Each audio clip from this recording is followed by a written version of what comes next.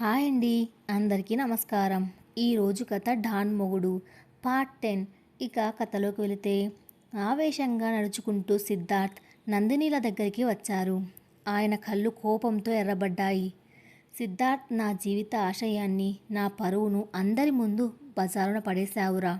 కేవలం ఒక డాక్టర్ పిల్ల కోసం నీ కన్న తండ్రినే ఎదురిస్తావా? వీళ్ళు పైకి కనిపించేంత పవిత్రులు కారు. వీళ్ళ టార్గెట్ మన డబ్బే. ఈ క్షణంలో నువ్వు ఆమె చేయి వదిలేసి నా పక్కన నిలబడితే నిన్ను క్షమిస్తాను.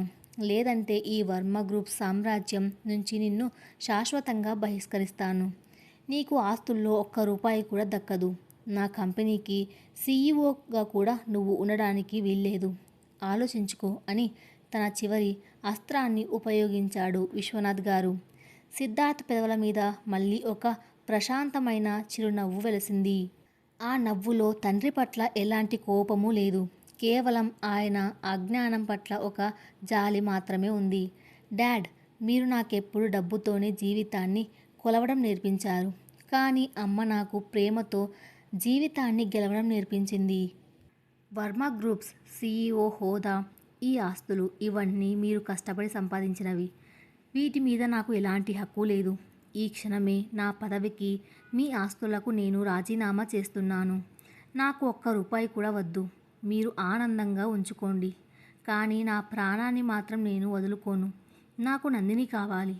నేను తనతోనే వెళ్తున్నాను అని ఎంతో వినయంగా కానీ స్థిరంగా చెప్పాడు సిద్ధార్థ్.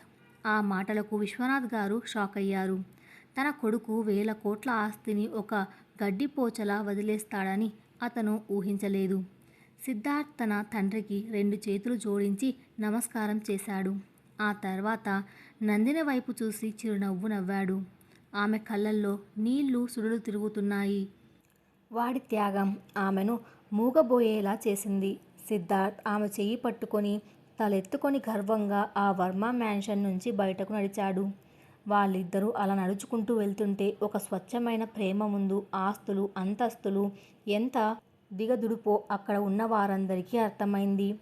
వర్మ మ్యాన్షన్ మహాద్వారం దాటి బయటకు వచ్చారు ఇద్దరు.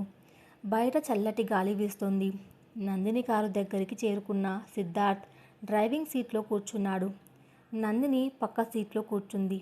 కార్ స్టార్ట్ అయ్యి ఆ ఇంద్రభవనాన్ని వెనక్కి వదిలేస్తూ ముందుకు కదిలింది. కారులో చాలాసేపు ఇద్దరి మధ్య మౌనం ఆవహించింది. ఆ మౌనంలో మాటలకందని భావోద్వేగాలు ఉన్నాయి. నందిని నెమ్మదిగా సిద్ధార్థ్ భుజం మీద చెయ్యి వేసింది. సిద్ధార్థ్, నా కోసం, నా ఆత్మాభిమానం కోసం నీ తండ్రిని, నీ 1000 కోట్ల సామ్రాజ్యాన్ని వదులుకున్నావా?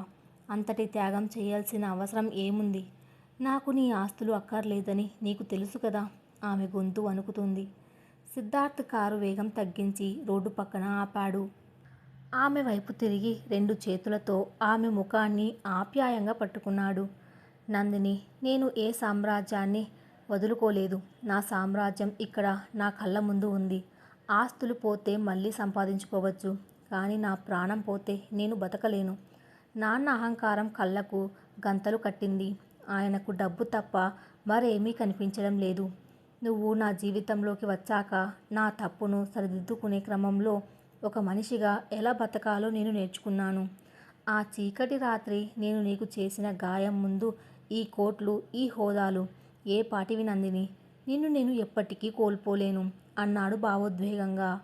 నందిని కళ్ళల్లో నుంచి ఆనంద బాష్పాలు రాలాయి. నువ్వు నిజంగా దేవుడివి సిద్ధార్థ్. నా కోసం, నా పరువును కాపాడడానికి నిన్న ఒక రాక్షసుడిగా నటించావు. ఈరోజు నా ప్రేమను నిలబెట్టుకోవడానికి ఒక సామాన్యుడిగా మారావు. నా ప్రాణం ఉన్నంత వరకు నేను నిన్ను విడవను అని అతని గుండెలకు హత్తుకుంది. ఆ క్షణంలో వాళ్ళిద్దరి మధ్య ఉన్న నిశ్శబ్ద తరంగాలు పూర్తిగా సమసిపోయాయి. వాళ్ళ మనసులు ఒక్కటయ్యాయి. ఇక మీదట వాళ్ళ ప్రయాణం ఒక్కటే. ఇదిలా ఉండగా వర్మ మ్యాన్షన్లో విశ్వనాథ్ గారు ఒంటరిగా తన గదిలో కూర్చొని ఉన్నారు. ఆయనలో అహంకారం, కోపం, నిస్సహాయత ఒకదానితో ఒకటి పోటీ పడుతున్నాయి. క్యాబిన్లోకి కిరణ్ వచ్చాడు. అతని ముఖంలో కూడా సీరియస్నెస్ ఉంది. సార్, సిద్ధు వెళ్ళిపోయాడు. వాడు వెళుతూ తన షేర్స్, తన బ్యాంక్ అకౌంట్స్ అన్నీ మీకు బదిలీ చేసే పత్రాలపై సంతకాలు చేసి ఇచ్చాడు. వాడు ఒక సాధారణ దుస్తులతో తన కారును మాత్రమే తీసుకొని వెళ్ళిపోయాడు. ఇక మీదట వాడు వర్మ గ్రూప్స్తో ఎలాంటి సంబంధం పెట్టుకోడు అని కిరణ్ ఆ పత్రాలను టేబుల్ మీద పెట్టాడు. విశ్వనాథ్ గారు ఆ పత్రాలను చూసి రగిలిపోయాడు. వాడికి పొగరు కిరణ్. ఆ డాక్టర్ పిల్ల ఏదో మందు పెట్టింది వాడికి. చూద్దాం, ఏసీ గదుల్లో పెరిగిన వాడు, కోట్లల్లో ఆడుకున్న వాడు ఒక పూరి గుడిసె లాంటి ఆసుపత్రిలో ఆ పిల్ల పంచన చేరి ఎన్ని రోజులు బతుకుతాడో చూద్దాం. 2 రోజులు గడిస్తే కష్టాలేంటో తెలుస్తాయి. అప్పుడు వాడే తోక ముడుచుకొని నా దగ్గరికి వస్తాడు అని అహంకారంతో అన్నారు. మీ అంచనా తప్పు సార్. కిరణ్ గొంతులో కాస్త కఠినత్వం వినిపించింది. సిద్ధు ఒకప్పుడు డ్రగ్స్కు బానిసై ఉండవచ్చు, కానీ నందిని గారి ప్రేమ వాడిని ఒక ఇనుప మనిషిలా మార్చింది. వాడు ఇప్పుడు దేనికైనా సిద్ధపడ్డాడు. కానీ మీ పరిస్థితే ఏంటో ఒక్కసారి ఆలోచించుకోండి సార్. జీకే ఇండస్ట్రీస్ వాళ్ళు వాళ్ళ ప్రాజెక్ట్స్ అన్నీ క్యాన్సిల్ చేసుకోవడం వల్ల మన షేర్ వాల్యూ రేపు మార్కెట్ ఓపెన్ అవ్వగానే కుప్పకూలడం ఖాయం. బోర్డ్ ఆఫ్ డైరెక్టర్స్ సిద్ధు రాజీనామాను ఒప్పుకోరు. వాడి బ్రెయిన్ లేకుండా ఈ కంపెనీ ఒక్కరోజు కూడా నడవదు. మీ అహంకారం కోసం మీరు మీ కొడుకునే కాదు, ఈ సామ్రాజ్యాన్ని కూడా పతనంగా పెడుతున్నారు. కిరణ్ మాటలకు విశ్వనాథ్ గారి అహంకారం దెబ్బతింది. గెటౌట్ కిరణ్, నాకు బిజినెస్ నేర్పేంత వాడివి అయ్యావా? నా కొడుకు లేకపోయినా ఈ సామ్రాజ్యాన్ని ఎలా నడపాలో నాకు తెలుసు. బయటకు వెళ్ళు అని గట్టిగా అరిచారు. కిరణ్ తల దించుకుని అక్కడి నుంచి వెళ్ళిపోయాడు. ఆయనకు తెలుసు కిరణ్ చెప్పింది నిజమని. సిద్ధార్థ్ తెలివితేటలే గత 5 ఏళ్లుగా వర్మ గ్రూప్స్ను అగ్రస్థానంలో నిలబెట్టాయి. కానీ తండ్రి ఈగో ఆయనను వాస్తవాలను అంగీకరించనివ్వడం లేదు. లేదు, నేను ఓడిపోకూడదు. ఆ నందిని ముందు నేను తలవంచకూడదు. వాళ్లను ఎలాగైనా విడదీయాలి అని ఆయన మనసులో కుతంత్రాలు అల్లుకుంటూనే ఉన్నారు. మరుసటి రోజు ఉదయం రామాపురం బస్తీలో ఉన్న ఆ పాత community hall. Nandini Sanjeevani clinic అక్కడే నడుపుతోంది. భుజంగం ఆస్తులు ఈడీ అటాచ్మెంట్లలో ఉండడం వల్ల పాత ఆసుపత్రి భవనాన్ని చట్టబద్ధంగా తిరిగి స్వాధీనం చేసుకోవడానికి ఇంకా 2-3 రోజుల సమయం పడుతుంది. అప్పటిదాకా ఈ చిన్న క్లినిక్లోనే ఆమె తన సేవలు కొనసాగిస్తుంది.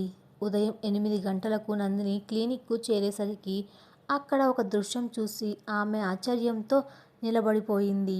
ఒకప్పుడు 10,000 మంది ఉద్యోగులకు ఆదేశాలు ఇచ్చిన వర్మ గ్రూప్స్ సీఈఓ, అపర కోటీశ్వరుడు సిద్ధార్థ్ వర్మ ఒక సాధారణమైన కాటన్ షర్ట్, జీన్స్ ప్యాంట్ వేసుకుని చేతిలో చీపురు పట్టుకొని ఆ క్లినిక్ బయట చెత్తను ఊడుస్తున్నాడు. బస్తీ జనమంతా ఆశ్చర్యంగా, ఎంతో గౌరవంగా అతన్ని చూస్తున్నారు. సుబ్బారావు గారు పరుగున వెళ్ళి, అయ్యా బాబు, మీరేంటి ఈ పని చేస్తున్నారు? మీరు పక్కన కూర్చోండి, నేను శుభ్రం చేస్తాను అని చీపురు లాక్కోవడానికి ప్రయత్నిస్తున్నాడు. సిద్ధార్థ్ నవ్వుతూ, పర్వాలేదు సుబ్బారావు గారు, నందిని నడుపుతున్న ఈ దేవాలయంలో ఊడవడం నాకు దక్కిన అదృష్టం. కనీసం ఇక్కడి మట్టితోనైనా నా పాపాలు కడిగిపోతాయి అంటూ తన పని తాను చేసుకుపోతున్నాడు. నందిని కళ్ళల్లో నీళ్లు తిరిగాయి. పరుగున వెళ్ళి సిద్ధార్థ్ చేతిలోని చీపురు లాక్కుంది. ఏంటి ఇదంతా సిద్ధార్థ్, ఏం చేస్తున్నారు మీరు అని ఆప్యాయంగా, కోపంగా అడిగింది. సిద్ధార్థ్ చేతులు దులుపుకొని ఆమె కళ్ళలోకి చూస్తూ నవ్వాడు. కొత్త ఉద్యోగంలో చేరాను మేడం. వర్మ గ్రూప్స్ నుంచి రిజైన్ చేశాక నాకు వేరే పని దొరకలేదు. మీ క్లినిక్లో అసిస్టెంట్ బాయ్ ఏమైనా ఖాళీ ఉంటే ఇవ్వండి. జీతం అక్కర్లేదు, మీ పక్కన ఉంటే చాలు. ఆ మాటకు నందిని నవ్వు ఆపుకోలేకపోయింది. ఒకవైపు అతనిలోని సింప్లిసిటీకి ముచ్చట పడుతూనే మరోవైపు అతని ప్రేమకు సలాం చేసింది. నా ప్రాణాన్ని కాపాడిన దేవుడికి అసిస్టెంట్ బాయ్ పని ఇస్తానా? మీరు లోపలికి వచ్చి మెడిసిన్స్ అరేంజ్ చేయండి చాలు అంటూ అతన్ని లోపలికి తీసుకువెళ్ళింది. ఆ రోజంతా సిద్ధార్థ్ ఆ క్లినిక్లో ఒక సామాన్యుడిలా పనిచేశాడు. పేషెంట్లకు టోకెన్లు ఇవ్వడం, మందుల చీటీలు రాసుకోవడం, పిల్లలతో ఆడుకోవడం, ఇలా అతనిలోని ఒక కొత్త మనిషిని నందిని చూసింది. ఒకప్పుడు డ్రగ్స్ మత్తులో, డబ్బు అహంకారంలో బతికిన ఆ యువకుడు ఇప్పుడు పేదల మధ్య, స్వచ్ఛమైన ప్రేమ మధ్య ఎంతో ప్రశాంతంగా, ఆనందంగా ఉన్నాడు. మధ్యాహ్నం భోజన సమయంలో నందిని ఇంటి నుంచి తెచ్చిన క్యారేజీని ఇద్దరూ పంచుకుంటున్నారు. సిద్ధార్థ్ ఎంతో ఇష్టంగా ఆ అన్నం తింటుంటే నందిని మురిసిపోతూ చూస్తుంది. 5 స్టార్ హోటల్ భోజనం కన్నా నా నందిని చేతి ముద్ద ఎంతో కమ్మగా ఉంది అన్నాడు సిద్ధార్థ్. ఈ కమ్మదనం జీవితాంతం ఇలాగే ఉండాలంటే ఒకే ఒక్క అడ్డుగోడ పగలగొట్టాలి సిద్ధార్థ్. అది మీ నాన్నగారి అహంకారం. ఆయన మనసు మారకుండా మనం పూర్తిగా సంతోషంగా ఉండలేము. ఆయన ఒంటరిగా ఉన్నారన్న బాధ మీలో ఎక్కడో ఒక మూల దాగి ఉందని నాకు తెలుసు అంది నందిని. సిద్ధార్థ్ ముఖంలో చిన్న బాధ కనిపించింది. అవును నందిని, డాడ్ నన్ను అర్థం చేసుకోలేదు. కానీ కాలం ఆయనకు సమాధానం చెబుతుంది. ఆయన ఇగో చల్లారేదాకా మనం ఇలాగే బతుకుదాం. నాకు వేరే ఆస్తి ఏమీ వద్దు. కానీ కాలం వాళ్లకు అంత సులభంగా పరీక్షను దాటనిచ్చేలా లేదు. సాయంత్రం 4 గంటలకు కిరణ్ నుంచి సిద్ధార్థ్కు ఒక కంగారు ఫోన్ వచ్చింది. సిద్ధు, నువ్వు వెంటనే ఆఫీస్కి రావాలి. ఇక్కడ పరిస్థితి చెయ్యి దాటిపోతుంది. జీకే ఇండస్ట్రీస్ వాళ్ళు తమ షేర్స్ అన్నీ డంప్ చేయడం వల్ల మన కంపెనీ స్టాక్స్ 30% క్రాష్ అయ్యాయి. దాంతో మన బోర్డ్ ఆఫ్ డైరెక్టర్స్ విశ్వనాథ్ గారి మీద తీవ్రమైన ఒత్తిడి చేస్తున్నారు. ఆయన ఆరోగ్యం అస్సలు బాగాలేదు. బీపీ షూట్ ఆఫ్ అయ్యి ఆఫీస్లోని కుప్పకూలిపోయారు అని చెప్పాడు కిరణ్ వణుకుతున్న గొంతుతో. సిద్ధార్థ్ చేతిలో ఉన్న ఫోన్ జారి కింద పడింది. డాడ్ అని అరుస్తూ లేచి నిలబడ్డాడు. అతని ముఖం పాలిపోయింది.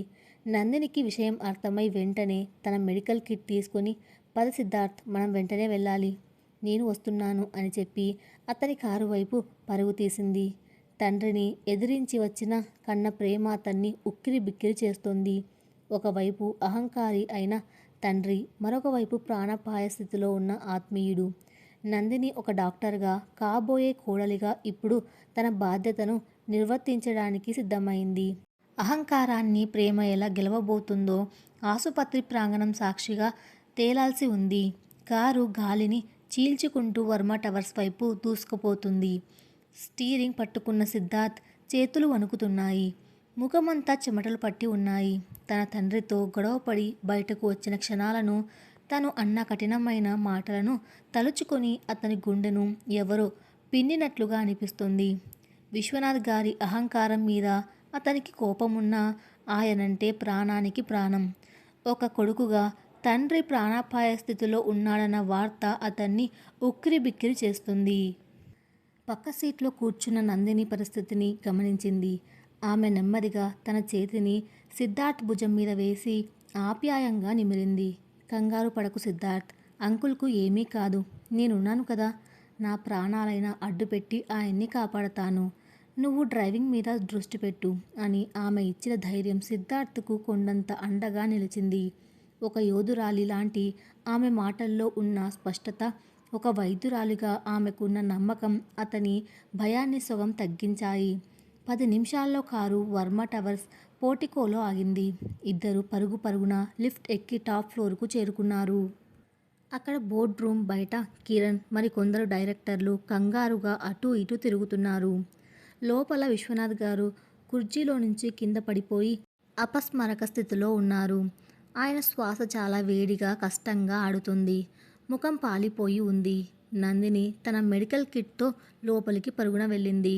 అందరూ పక్కకు జరగండి, గాలి ఆడనివ్వండి అంటూ కమాండింగ్ స్వరంతో అరిచింది. అక్కడ ఉన్న కోటీశ్వరులైన బోర్డ్ డైరెక్టర్లంతా ఆమె గొంతులోని అధికారానికి వెనక్కి తగ్గారు. నందిని వెంటనే విశ్వనాథ్ గారి చొక్కా బటన్స్ విప్పింది. పల్స్ చెక్ చేసింది. నాడి చాలా వేగంగా కొట్టుకుంటుంది. వెంటనే తన కిట్లోని స్టెథోస్కోప్ తీసి గుండె చప్పుడు వింది. బీపీ ఆపరేటర్స్ తీసి చెక్ చేస్తే బ్లడ్ ప్రెషర్ 200/120 దాటిపోయి ఉంది. అది తీవ్రమైన స్ట్రోక్కు లేదా కార్డియాక్ అరెస్ట్కు దారితీసే ప్రమాదకరమైన స్థాయి. కిరణ్, వెంటనే అంబులెన్స్కి కాల్ చేయండి. సిద్ధార్థ్, అంకుల్ తలను కొద్దిగా పైకి ఎత్తి పట్టుకో అని సూచనలు ఇస్తూనే తన కిట్లో ఎమర్జెన్సీ కోసం ఎప్పుడూ ఉంచుకునే ఒక లైఫ్ సేవింగ్ ఇంజెక్షన్ను తీసి సిద్ధం చేసింది. బీపీ షూట్ ఆఫ్ అవ్వడం వల్ల గుండె మీద విపరీతమైన భారం పడుతుంది. నేను ఇప్పుడు ఇచ్చే ఇంజెక్షన్ ఆయన బీపీని కంట్రోల్ చేసి ప్రాణాపాయం నుంచి బయటపడిస్తుంది. కానీ హాస్పిటల్కు తరలించడం చాలా ముఖ్యం అని చెబుతూనే ఎంతో నైపుణ్యంతో ఆ ఇంజెక్షన్ ఇచ్చింది నందిని. కొన్ని నిమిషాల ఉత్కంఠ. ఆ గదిలో నిశ్శబ్దం రాజ్యమేలుతుంది. సిద్ధార్థ్ కళ్ళల్లో నీళ్లు సుడులు తిరుగుతున్నాయి. తన తండ్రి ప్రాణాలు గాలిలో దీపంలా ఉన్న పరిస్థితిని చూసి అతను తట్టుకోలేకపోతున్నాడు. 5 నిమిషాల తర్వాత విశ్వనాథ్ గారి శ్వాస కాస్త కుదుటపడింది. ముఖంలోకి నెత్తురు రంగు వచ్చింది. నందిని మళ్ళీ బీపీ చెక్ చేసి ఊపిరి పీల్చుకుంది. డేంజర్ దాటింది సిద్ధార్థ్. ఆయన ప్రాణాలకు ఇప్పుడు ముప్పు లేదు. కానీ వెంటనే కార్డియాలజిస్ట్ పర్యవేక్షణలో ఉంచాలి అని చెప్పింది. అంతలో అంబులెన్స్ సైరన్ వినిపించింది. కిరణ్ సిద్ధార్థ్ సహాయంతో విశ్వనాథ్ గారిని స్ట్రెచర్ మీద కిందకు తీసుకువెళ్లారు. దగ్గరలోనే ఉన్న ఒక ప్రముఖ కార్పొరేట్ ఆసుపత్రికి ఆయన్ని తరలించారు. ఆ ఆసుపత్రిలోని డాక్టర్లు నందినిని వెంటనే గుర్తుపట్టారు. మెడికల్ బోర్డ్ ఎంక్వైరీలో సగర్వంగా గెలిచిన ఆమె నిజాయితీ, ప్రతిభ వాళ్లకు తెలుసు. నందిని ఇచ్చిన ఎమర్జెన్సీ ట్రీట్మెంట్ వివరాలు తెలుసుకున్న చీఫ్ కార్డియాలజిస్ట్ ఆశ్చర్యంతో ఆమెను అభినందించారు. You are great doctor Nandini. ఆ ఇంజెక్షన్ కరెక్ట్ టైంకి ఇవ్వకపోతే ఆయనకు మేజర్ బ్రెయిన్ స్ట్రోక్ వచ్చేది. ఆఫీస్లోనే ఆయన ప్రాణాలు పోయేవి.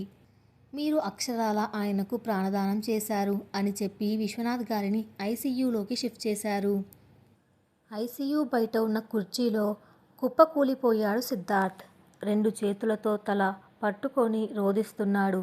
నందిని అతన్ని సమీపించి ఆప్యాయంగా అతని భుజం చుట్టూ చెయ్యి వేసి తన వైపుకు తీసుకుంది. నా వల్లే నందిని, అంతా నా వల్లే. డాడ్ను నేను మానసిక క్షోభకు గురిచేశాను. ఆయన ఆశలను, ఆయన కంపెనీని వదిలేసి రావటం వల్లే ఆయన ఈ పరిస్థితికి వచ్చారు. నేను ఆయనకు మంచి కొడుకును కాలేకపోయాను అని పశ్చాత్తాపంతో కుమిలిపోతున్నాడు సిద్ధార్థ్. నందిని అతని కళ్ళు తుడిచి ఎంతో మృదువుగా కానీ స్థిరంగా చెప్పింది. తప్పు నీది కాదు సిద్ధార్థ్, పరిస్థితులది. మీ నాన్నగారు వ్యాపారాన్ని, బంధాలను ఒకే త్రాసులో పెట్టి తూచారు. నువ్వు నీ మనసు చెప్పిన దారిలో నడిచావు. ప్రేమ కోసం నిలబడడం స్వార్థం కాదు. ఆయనకు నీ మీద ఉన్న ప్రేమే ఈరోజు ఆయన ప్రాణాలను నిలబెట్టింది. కంగారు పడకు, ఆయన త్వరలోనే కోలుకుంటారు. ఒకవైపు తనను అవమానించి చెక్ విసిరి కొట్టిన అహంకారి అయినప్పటికీ ఏమాత్రం కోపం లేకుండా వృత్తి ధర్మాన్ని, మానవత్వాన్ని చాటుకున్న నందిని పరిపక్వత ముందు సిద్ధార్థ్ మనస్సులో ఆమె పట్ల ఉన్న ఆరాధన 1000 రెట్లు పెరిగింది. నా తండ్రి ప్రాణాలను కాపాడిన దేవత నువ్వు అని మనసులోనే ఆమె పాదాలకు నమస్కరించుకున్నాడు. కొన్ని గంటల తర్వాత విశ్వనాథ్ గారికి స్పృహ వచ్చింది. ఆయన మెల్లగా కళ్ళు తెరిచి చూశాడు. చుట్టూ తెల్లటి గోడలు, సెలైన్ బాటిల్స్, మానిటర్ల శబ్దాలు. తను ఆఫీస్లో కుప్పకూలిపోయిన విషయం ఆయనకు మసకగా గుర్తుంది. అప్పుడే ఒక నర్స్ లోపలికి వచ్చి ఆయన పల్స్ చెక్ చేసి నవ్వింది. హమ్మయ్య, స్పృహ వచ్చిందా సార్? మీ అదృష్టం చాలా బాగుంది. మీరు బతికి బయటపడ్డారంటే అది కేవలం డాక్టర్ నందిని గారి చలవే. ఆమె కరెక్ట్ టైంకి ఎమర్జెన్సీ ట్రీట్మెంట్ ఇవ్వకపోతే మిమ్మల్ని కాపాడడం ఏ దేవుడికైనా కష్టమే. పాపం అప్పటినుంచి మీ కొడుకు సిద్ధార్థ్ గారు, డాక్టర్ నందిని గారు ఐసీయూ బయటే కంటి మీద కునుకు లేకుండా మీకోసం ఎదురుచూస్తున్నారు అని చెప్పింది. ఆ మాటలు వినగానే విశ్వనాథ్ గారి గుండెలో ఏదో చురుక్కుమంది. డాక్టర్ నందిని నా ప్రాణాలు కాపాడిందా? ఆయన మెదడులో నిన్నటి సంఘటనలు రీల్లాగా తిరిగాయి. తను ఆమె క్యాబిన్లోకి దర్జాగా వెళ్ళి ఆమెను అవమానించిన తీరు, ఆమె ఆత్మాభిమానానికి వెలకట్టి బ్లాంక్ చెక్ విసిరిన విధానం, తన కొడుకుకు ఆమె ఏమాత్రం సరిపోదని నిందలు వేసిన వైనం, ఇవన్నీ గుర్తొచ్చి ఆయనకు తన మీద తనకే అసహ్యం వేసింది. తను ఎవరినైతే ఒక మధ్యతరగతి అవకాశవాదిగా భావించాడో ఆ అమ్మాయే ఎటువంటి పగ, ద్వేషం లేకుండా తన ఆఖరి శ్వాసను నిలబెట్టింది. తన డబ్బు, తన కోట్లు, తన జీకే ఇండస్ట్రీస్ మిత్రులు ఎవ్వరూ ఆ క్షణంలో తనను కాపాడలేకపోయారు. కానీ తాను చీత్కరించుకున్న ఒక వైద్యురాలి నైపుణ్యం, ఆమె నిస్వార్థమైన హృదయం ఈరోజు తనకు పునర్జన్మను ఇచ్చాయి. నా అహంకారం నా కళ్ళు మూసేసింది. నందిని ఒక మనిషి కాదు, సాక్షాత్తు దేవత. సిద్ధార్థ్ ఎందుకు ఆమె కోసం తన 1000 కోట్ల సామ్రాజ్యాన్ని వదులుకోవడానికి సిద్ధపడ్డాడో నాకు ఇప్పుడు అర్థమైంది అని ఆయన కళ్ళల్లో నుంచి పశ్చాత్తాపంతో కూడిన కన్నీళ్లు రాలాయి. సిస్టర్, దయచేసి సిద్ధార్థ్ను, డాక్టర్ నందినిని లోపలికి పిలుస్తారా అని ఎంతో నీరసంగా, వినయంగా అడిగాడు విశ్వనాథ్ గారు. కొద్దిసేపటికి ఐసీయూ తలుపు తీసుకొని సిద్ధార్థ్, నందిని లోపలికి వచ్చారు. తండ్రిని ఆ స్థితిలో చూడగానే సిద్ధార్థ్ పరుగున వెళ్ళి ఆయన చెయ్యి పట్టుకున్నాడు. డాడ్, ఎలా ఉంది ఇప్పుడు? దేవుడి దయ వల్ల మీకు ప్రమాదం తప్పింది డాడ్ అని కన్నీళ్లు పెట్టుకున్నాడు సిద్ధార్థ్. విశ్వనాథ్ గారు కొడుకు చెయ్యి పట్టుకొని ప్రేమగా నిమిరారు. దేవుడి దయ కాదురా సిద్ధు, ఈ దేవత దయ అంటూ ఆయన చూపులు నెమ్మదిగా నందిని వైపు తిరిగాయి. నందిని ఆయన మంచం దగ్గరికి వచ్చి, ఎలా ఉంది అంకుల్ ఇప్పుడు? ఛాతీలో నొప్పి ఏమైనా ఉందా అని ఎంతో ఆప్యాయంగా ఒక డాక్టర్గా అడిగింది. ఆమె కళ్ళల్లో ఆయన పట్ల ఎలాంటి ద్వేషమూ లేదు. నిన్న జరిగిన అవమానాన్ని ఆమె ఎప్పుడో మర్చిపోయింది. విశ్వనాథ్ గారు 2 చేతులు జోడించి నందినికి నమస్కారం చేశారు. ఆయన కళ్ళల్లో నుంచి కన్నీళ్లు ధారగా కారుతున్నాయి. ఆ దృశ్యం చూసి సిద్ధార్థ్, నందిని ఇద్దరూ ఆశ్చర్యపోయారు. ఒక మహారాజు లాంటి అహంకారి అయిన మనిషి ఇలా ఒక సాధారణ యువతి ముందు చేతులు జోడించడం ఒక అద్భుతం. నన్ను క్షమించమ్మా నందిని. ఆయన గొంతు దద్గమయింది.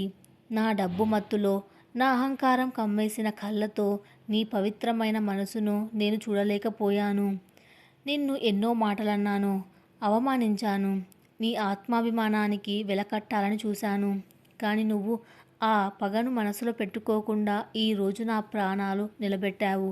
డబ్బుతో ప్రాణాలను కొనలేమని, కేవలం ప్రేమ, కరుణ మాత్రమే మనిషిని బతికిస్తాయని నీ చేతులతో నిరూపించావు. నా కొడుకు నీ కోసం ఆశలు వదులుకోవడంలో తప్పులేదు. నీలాంటి కోడలు దొరకటం ఈ వర్మ కుటుంబం చేసుకున్న అదృష్టం. నన్ను మనసారా క్షమించు తల్లి. ఆయన మాటకు నందిని కళ్ళు కూడా చెమర్చాయి. ఆమె ఆయన చేతులను పట్టుకొని కిందకు దించింది. అలాంటి మాటలు మాట్లాడకండి అంకుల్. మీరు సిద్ధార్థకు తండ్రి అంటే నాకు కూడా తండ్రితో సమానం. ఒక తండ్రికి కోప్పడే హక్కు ఉంటుంది. మీ స్థానంలో ఎవరున్నా తమ కొడుకు భవిష్యత్తు గురించి ఆందోళన పడతారు. ఇందులో మీ తప్పేమీ లేదు. మీరు కోలుకొని మళ్ళీ మామూలు మనిషి అవ్వడమే నాకు కావాలి. దయచేసి క్షమాపణలు చెప్పి నన్ను చిన్నదాన్ని చేయకండి అని ఎంతో పరిణితితో సమాధానం ఇచ్చింది. నందిని గొప్పతనం చూసి విశ్వనాథ్ గారికి ముచ్చటేసింది. సిద్ధార్థ్ వైపు చూసి నవ్వుతూ, సిద్ధు, నువ్వు నాకంటే గొప్ప వ్యాపారవేత్తవిరా. ఎందుకంటే నేను ప్రాజెక్టులు సాధించి కోట్లు సంపాదిస్తే, నువ్వు మాత్రం కోట్ల కంటే విలువైన అరుదైన వజ్రాన్ని మన ఇంటికి తీసుకొచ్చావు అని కొడుకును అభినందించారు. సిద్ధార్థ్ ఆనందంతో తండ్రిని హత్తుకున్నాడు. ఇన్నాళ్ళు వారి మధ్య ఉన్న అడ్డుగోడలు బద్దలైపోయాయి. కుటుంబం ఒక్కటయ్యింది. ప్రేమ, సంస్కారం ముందు అహంకారం శాశ్వతంగా ఓడిపోయింది. అంతలో ఐసీయూ బయట నుంచి కిరణ్ హడావిడిగా లోపలికి వచ్చాడు. అతని ముఖంలో కంగారు ఉంది. సారీ సార్, మిమ్మల్ని డిస్టర్బ్ చేస్తున్నందుకు. కానీ పరిస్థితి ఏమాత్రం బాగాలేదు. సిద్ధు, నిన్న మనం పార్టీలో ఆ జీకే రాజశేఖర్ను అవమానించి పంపించేశాం కదా. వాడు ఇప్పుడు మన కంపెనీ మీద పగబట్టాడు.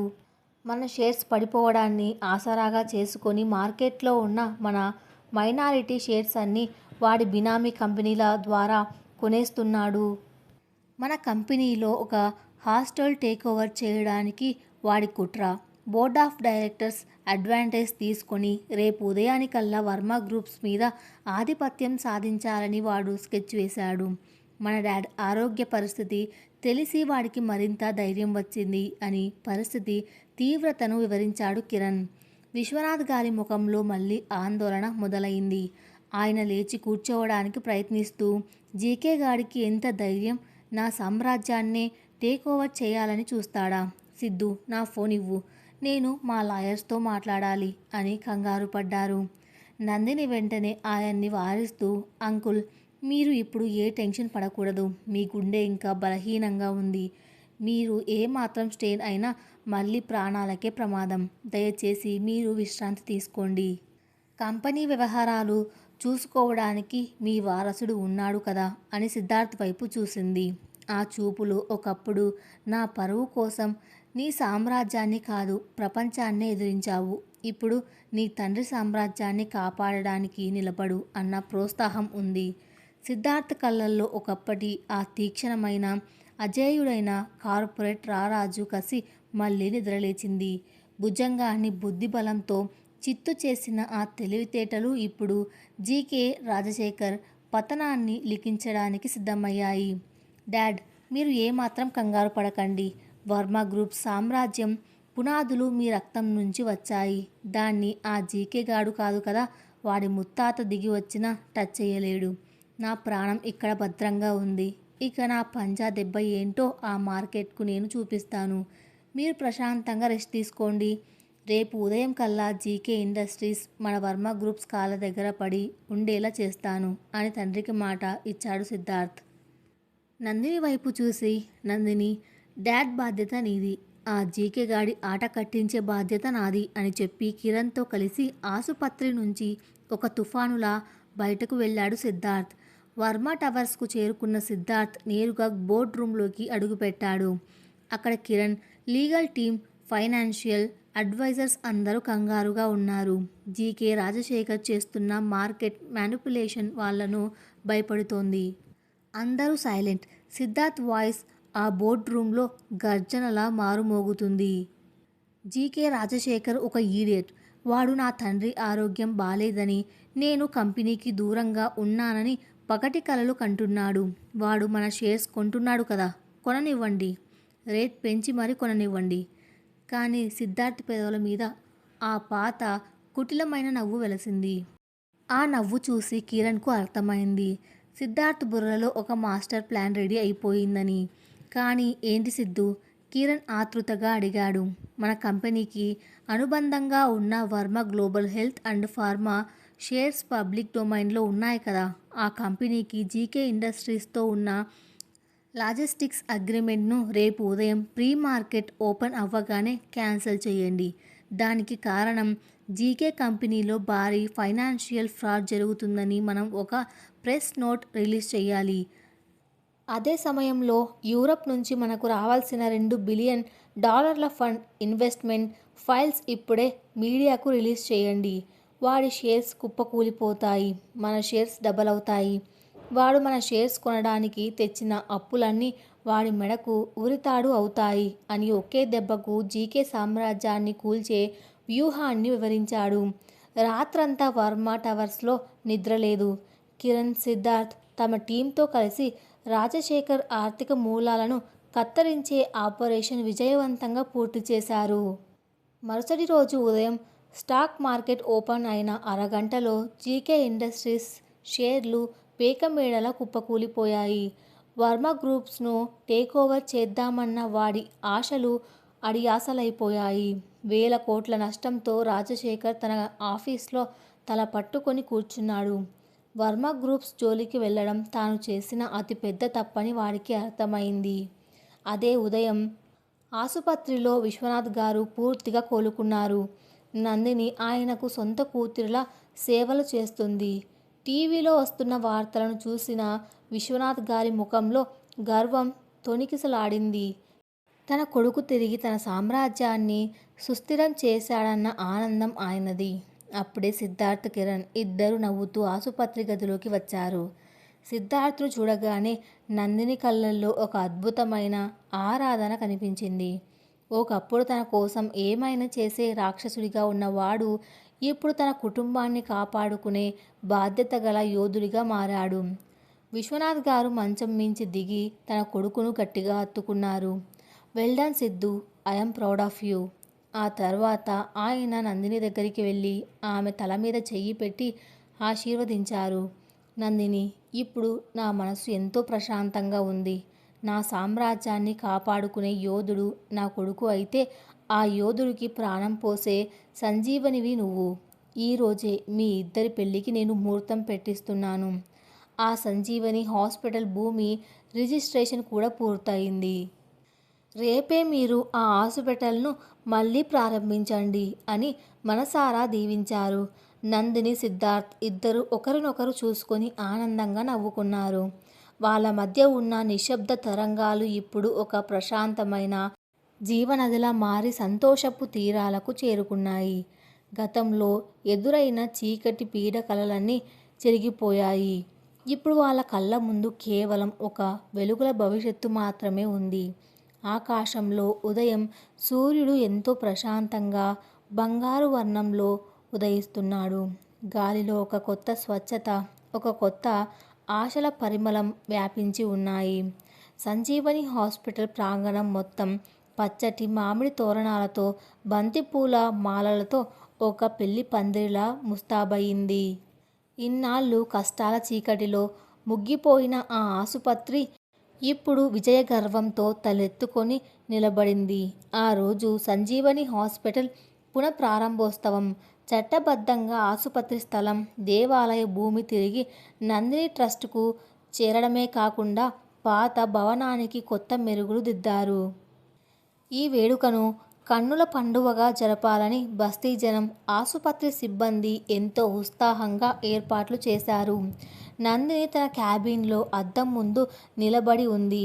ఆమె లేత నీలం రంగు కంచిపట్టు చీర కట్టుకొని మెడలో తన తండ్రి ఇచ్చిన పాతకాలపు ఆన్కట్ డైమండ్స్ హారం వేసుకుంది. నుదుటిన ఎర్రటి కుంకుమ బొట్టు, కళ్ళల్లో ఒక అనిర్వచనీయమైన ప్రశాంతత ఆమెను సాక్షాత్తు సరస్వతీదేవిలా చూపిస్తున్నాయి. తలుపు తీసుకొని సుబ్బారావు గారు లోపలికి వచ్చారు.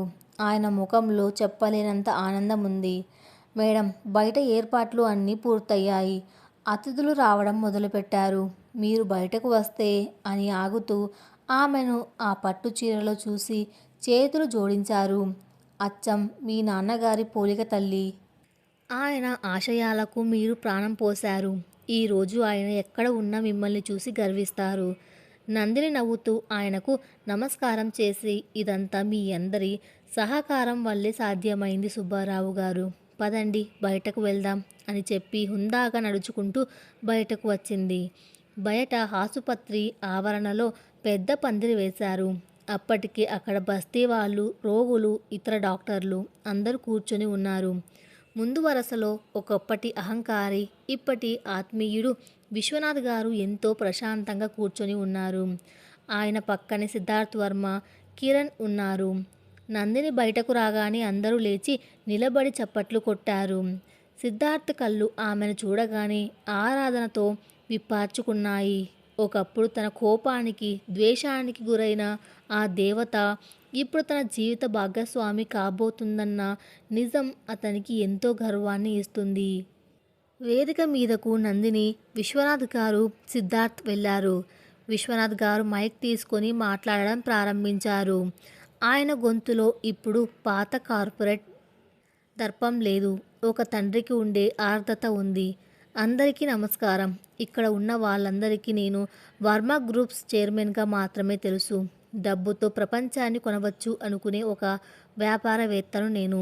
కానీ నా అహంకారాన్ని పటాపంచలు చేసి మానవత్వం, ప్రేమ ముందు ఈ ఆస్తులు, అంతస్తులు ఎంత దిగదుడుపో నాకు నేర్పించిన మహా మనిషి డాక్టర్ నందిని. నా ప్రాణాపాయ స్థితిలో నన్ను ఒక బిడ్డలా కాపాడిన ఈ సంజీవని హాస్పిటల్కి నేను జీవితాంతం రుణపడి ఉంటాను. ఈ రోజు నుంచి వర్మ గ్రూప్స్ ఆధ్వర్యంలో రామచంద్రరావు సంజీవని మెడికల్ ట్రస్టుకు ప్రతి ఏటా 10 కోట్ల రూపాయల విరాళం అందుతుందని, ఈ ఆసుపత్రిలో ఏ ఒక్క పేదవాడికి వైద్యం అందకుండా పోకూడదని నేను ప్రకటిస్తున్నాను. ఆయన మాటలకు ప్రాంగణం అంతా కలతాళ ధ్వనులతో మారుమోగింది. నందిని కళ్ళల్లో ఆనంద బాష్పాలు రాలాయి.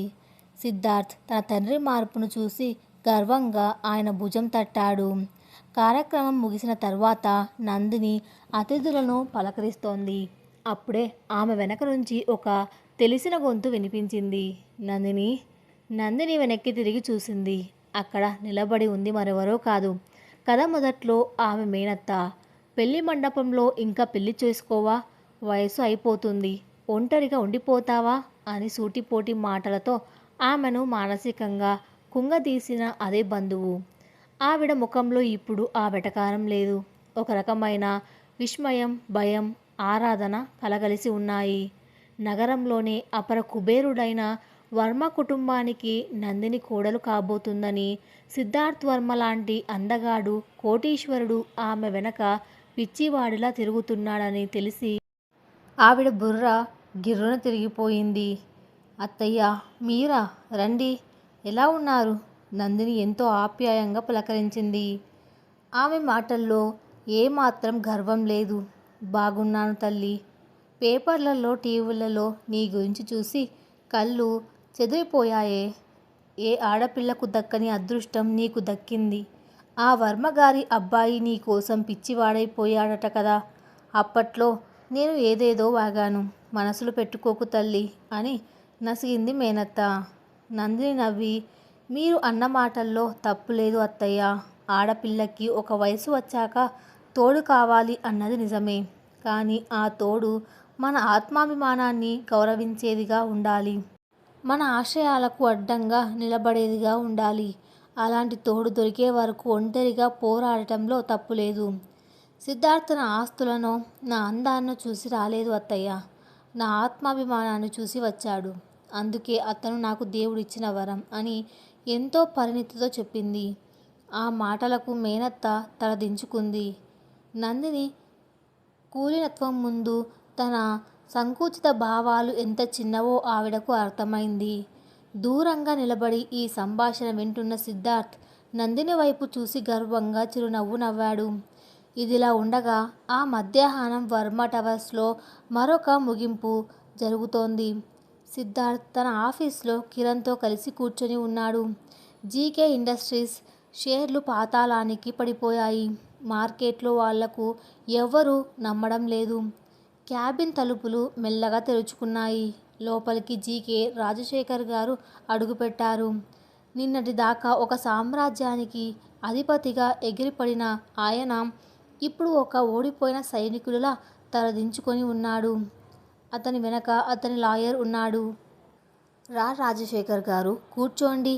ఏంటి ఇలా ఫైల్స్ పట్టుకొని వచ్చారు? వర్మ గ్రూప్స్ను టేకోవర్ చేసే ప్లాన్ ఏమైంది? సిద్ధార్థ్ కుర్చీలో నుంచి కదలకుండానే ఎంతో కూల్గా వ్యంగ్యంగా అడిగాడు. రాజశేఖర్ అవమాన భావంతో కుర్చీలో కూర్చున్నాడు. నన్ను క్షమించు సిద్ధార్థ్. నీ బలం తెలియకుండా నీ తండ్రి ఆరోగ్యం బాగాలేని సమయం చూసి నేను దొంగ దెబ్బ తీయాలని చూశాను. కానీ నువ్వు విసిరిన ఒకే ఒక్క దెబ్బకు నా ఇండస్ట్రీస్ మొత్తం కోలుకోలేని దెబ్బతిన్నాయి. బ్యాంకులు నాకు నోటీసులు పంపుతున్నారు. నన్ను రోడ్డున పడేయకు సిద్ధార్థ్. నా ఇండస్ట్రీస్లో మెజారిటీ షేర్స్ నువ్వే తీసుకో. నన్ను నాశనం చేయకు అని ప్రాధేయపడ్డాడు. సిద్ధార్థ్ టేబుల్ మీద ఉన్న ఒక పెన్ తీసుకొని చేతిలో తిప్పుతూ, బిజినెస్లో ఎప్పుడూ ప్రత్యర్థి బలాన్ని తక్కువ అంచనా వేయకూడదు రాజశేఖర్ గారు. మీరు చేసిన తప్పు అదే. నా తండ్రిని కాపాడుకోవడం నాకు ఎంత ముఖ్యమో నా సామ్రాజ్యాన్ని రక్షించుకోవడం కూడా నాకు అంతే ముఖ్యం. మీ షేర్స్ నేను కొంటాను. కానీ మార్కెట్ వాల్యూ కన్నా 30% తక్కువే కొంటాను. Take it or leave it. Rajasekhar చేసేది లేక ఆ ఫైల్స్ మీద సంతకాలు చేసి ఓడిపోయిన వాడిలా అక్కడి నుంచి వెళ్ళిపోయాడు. రక్తపాతం లేకుండా కేవలం బుద్ధిబలంతో శత్రువులను శాశ్వతంగా నిర్వీర్యం చేసిన సిద్ధార్థ్ పద్ధతికి కిరణ్ ఫిదా అయిపోయాడు. సిద్ధు, నువ్వు మారలేదురా. ఆవేశం తగ్గింది కానీ నీ మైండ్ ఇంకా షార్ప్గానే పనిచేస్తుంది. భుజంగం జైలుకి వెళ్ళాడు. రాజశేఖర్ రోడ్డున పడ్డాడు. ఇక మనకు శత్రువులు లేరు అన్నాడు కిరణ్ ఆనందంగా. శత్రువులు బయట కాదు కిరణ్, మన లోపలే ఉంటారు. నా లోపల ఉన్న శత్రువును నందిని ఎప్పుడో చంపేసింది. ఇప్పుడు నా జీవితంలో మిలిగింది కేవలం ప్రేమ మాత్రమే అని నవ్వి లేచాడు సిద్ధార్థ్. సాయంత్రం 5 గంటలు. ఆకాశం కొద్దిగా మబ్బు పట్టింది. సన్నటి చల్లగాలి వీస్తుంది. సిద్ధార్థ్ తన కారులో సంజీవని హాస్పిటల్ దగ్గరికి వచ్చాడు. నందిని డ్యూటీ ముగించుకొని బయటకు వస్తోంది. ఆమెను కారులో ఎక్కించుకొని నగర చివర్లో వైపు డ్రైవ్ చేయడం ప్రారంభించాడు. ఎక్కడికి వెళ్తున్నాం సిద్ధార్థ్? నందిని అడిగింది. ఒక పాత బాకీ తీర్చుకోవడానికి నందిని. మన జీవితంలో ఒక అధ్యాయాన్ని శాశ్వతంగా మూసివేయడానికి అని చెప్పి కారు వేగం పెంచాడు. కథ ఇంకా ఉంది. అది నెక్స్ట్ పార్ట్లో కొనసాగించబడుతుంది. Thanks for listening.